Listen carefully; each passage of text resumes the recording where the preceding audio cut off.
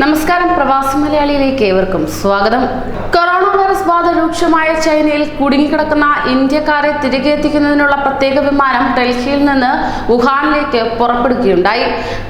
400 പേരടങ്ങുന്ന ആദ്യ സംഘം പുലർച്ചെ 2 മണിയോടെ ഡൽഹിയിൽ എത്തിക്കുന്നതായിരിക്കും. ഡോക്ടർമാരുടെ വിദഗ്ധ സംഘവും വിമാനത്തിൽ ഉണ്ട്. വിമാന ജീവനക്കാർക്കും മാനദണ്ഡങ്ങൾ അനുസരിച്ചുള്ള സുരക്ഷാ മുൻകരുതലുകളും ഒരുക്കിയിരിക്കുകയാണ്. ദിവസങ്ങൾ നീണ്ടുനിന്ന കാത്തിരിപ്പിനൊടുവിലാണ് കൊറോണ ഭീതിയിൽ കഴിഞ്ഞിരുന്ന മലയാളികൾ ഉൾപ്പെടെയുള്ള ഇന്ത്യക്കാർ നാട്ടിലേക്ക് മടങ്ങാനിരിക്കുന്നത്. കേന്ദ്ര സർക്കാരിന്റെ അഭ്യർത്ഥന മാനിച്ച് ഇന്നലെയാണ് ചൈന പ്രത്യേക വിമാനത്തിന് അനുമതി നൽകിയത് തന്നെ. വൈകിട്ട് വിമാനം വുഹാനിൽ എത്തുന്നതായിരിക്കും. ആരോഗ്യ വകുപ്പിലെ 5 ഡോക്ടർമാരും ഒരു പാരാമെഡിക്കൽ സംഘവും വിമാനത്തിലുണ്ടെന്നാണ് ലഭ്യമാകുന്ന വിവരം. 400 പേരായിരിക്കും ആദ്യ സംഘത്തിലുണ്ടാവുക എന്നാണ് അറിയാൻ കഴിഞ്ഞത്. യാത്രക്കാർക്കുള്ള നിർദ്ദേശങ്ങൾ ഇന്നലെ തന്നെ ചൈനയിലെ ഇന്ത്യൻ എംബസി നൽകി വരുന്നുണ്ട്. യാത്രയ്ക്ക് മുമ്പ് എല്ലാവർക്കും വൈദ്യപരിശോധന നടത്തുന്നതായിരിക്കും. വൈറസ് ബാധിച്ചില്ലെന്ന് ഉറപ്പായവരെ മാത്രമേ വിമാനത്തിൽ കയറ്റുകയുള്ളൂ.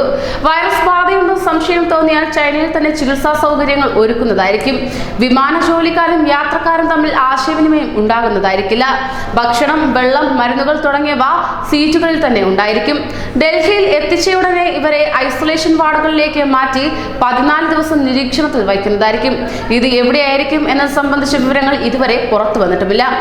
അതിജാഗരൂകരായാണ് വിമാനത്തിൽ മെഡിക്കൽ സംഘം പുറപ്പെട്ടത് തന്നെ.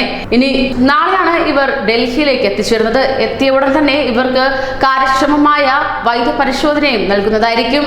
അതോടൊപ്പം തന്നെ തൃശൂരിൽ ചൈനയിൽ നിന്നെത്തിയ മെഡിക്കൽ വിദ്യാർത്ഥിയിൽ കൊറോണ വൈറസ് ബാധ സ്ഥിരീകരിച്ചതായുള്ള വിവരങ്ങൾക്ക് പിന്നാലെ കടുത്ത നിരീക്ഷണത്തിലാണ് ഇപ്പോൾ സംസ്ഥാനം. ജാഗ്രതയോടൊപ്പം ജാഗരൂകരായിരിക്കണമെന്നാണ് എല്ലാവരോടും അഭ്യർത്ഥിക്കുന്നത് തന്നെ.